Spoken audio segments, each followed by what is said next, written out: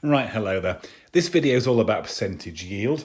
Now, before you do this video, make sure you've had a look at the video about reacting mass calculations, because this takes it a step forward from there. Now, this is suitable for GCSE and A Level students. If you're doing A Level, please make sure you use the relative atomic masses on your periodic table that are to 1 decimal place. So I'm going to cover with you a definition for percentage yield, and then we'll have a look at why chemical reactions very, very seldom produce a yield of anywhere near 100%. There's loads of reasons for that. And then we'll have a look at how to calculate percentage yield, having a look at some exam-style questions. So a definition for percentage yield is best looked at in terms of an equation. So it's the actual mass of product obtained, the product that you get. Now that will usually be given for you in the question. And normally you'll be required to work out the maximum theoretical mass of product. And that's as we've done before in reacting mass calculations. And then you multiply it by 100 because of course it's a percentage. So you may get a chemical reaction that's incomplete. So quite simply, not all the reactants have reacted. You might actually get a chemical reaction that's reversible. And you may have seen those, and rather than having an arrow between the reactants and products, you've got a reversible symbol exactly like that. Now, if you've got to separate products from reactants, you often lose some of the product. For example, if you're filtering something, you might lose some of the product there. So you might get a side reaction. So that's a reaction that's slightly different from the reaction that's in the balanced chemical equation. So that may well happen. And your reactants may well be impure.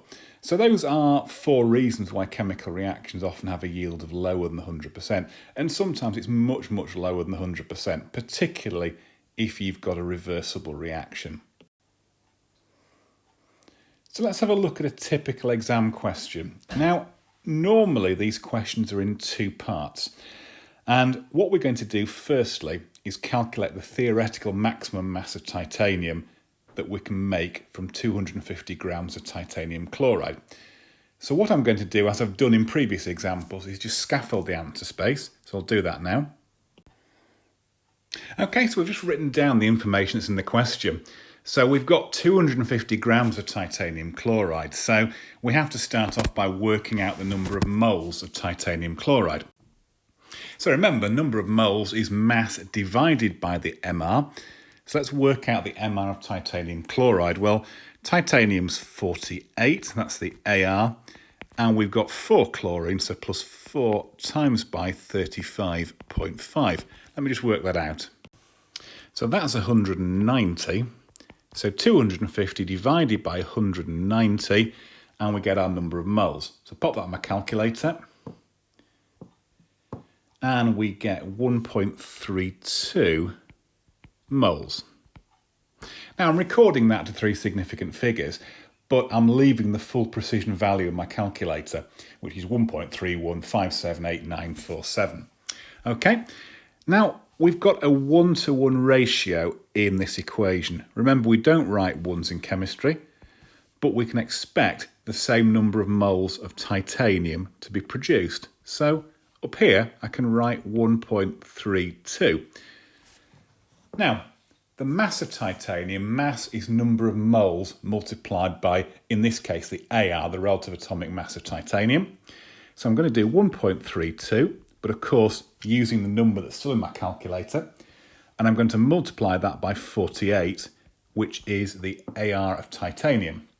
So multiplied by 48, and we get 63.2 grams. Now, that is our theoretical maximum mass of titanium. That is, if you like, 100% yield.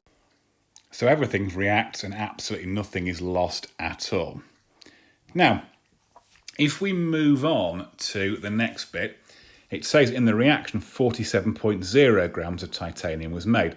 Calculate the percentage yield. So what we're going to do is we're going to get 47.0 and we're going to divide it by 63.2. Now, of course, I'll use the full precision value in my calculator for that. We're going to multiply that by 100, and that will be our percentage yield. And the answer we get for that is 74.4%. So let's write that down there, and let's underline that and make that easy to mark. Now, if I have a look at the number of significant figures in my question, well, I've got 250 grams here. That's 3 significant figures. So giving my answer to 3 significant figures is absolutely fine. Let's move on. So, a slightly more difficult question here. So iron is extracted from iron oxide in the blast furnace. Don't worry about the blast furnace. You've got the equation there. And we've got to calculate the maximum theoretical mass, or the theoretical maximum mass of iron that can be made from 1.50 tonnes of iron oxide. Now, it tells us that 1 tonne is 1,000,000 grams. I would ignore that, and as I've done before, I would work out the theoretical maximum mass of iron that you can make from 1.5 grams of iron oxide, and then simply just change the units to tonnes afterwards. So, as I've done every time before, let me scaffold the answer space and let's get started. Okay, so we've written down what we know. So we've got 1.5 tonnes of iron oxide, so let's pretend it's 1.5 grams. So we're going to work out the number of moles of iron oxide. Now the MR of iron oxide is 160, so 1.50 divided by 160. Let me just put that in my calculator. So 1.5 divided by 160, and we get 0.009375 moles. That's the exact value on the calculator. So this time I'll record the full precision value. Okay, so 0.009375 moles. Now, let's have a look at the iron. Now, looking back at my equation, I've got a 1 to 2 ratio here. So I'm going to have to multiply that number of moles by 2 to get the number of moles of iron. So put that in my calculator, and it's 0.01875 moles.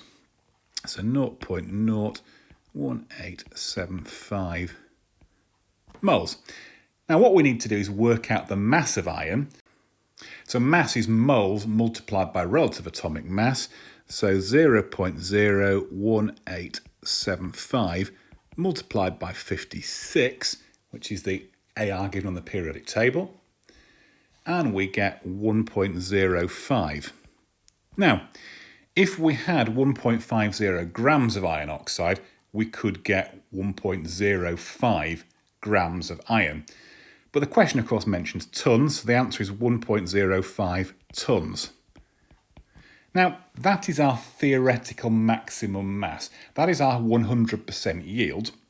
So to work out the percentage yield, we get 0.750 divided by 1.05, multiply it by 100, and that will give us our percentage yield.